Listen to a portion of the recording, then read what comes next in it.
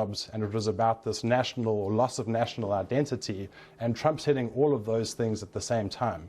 How have things changed over the course of the campaign, and have big events, for example, the FBI investigation into Hillary Clinton, for example, what effect do they have? Social media is interesting because it almost like financial markets will take account for news that breaks if it thought that it was going to happen, and social media is similar. So a thing like the sex scandal which hit Trump didn't have much of an effect. 0.5% of people speaking about Trump were speaking about that when talking about the elections, whereas something like the political or the election rigging, 4% of people were talking about that. So it almost just washes off Trump, but has a massive effect on Hillary. Which you could argue is not fair, but we know that elections aren't necessarily based on fair.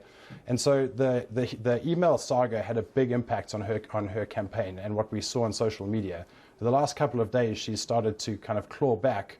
And so out of those 11 states, she's leading in 3 of them, according to social media. But similarly with Brexit, on the last day, we saw things move back to the Remain camp on social media, but it was almost too little too late.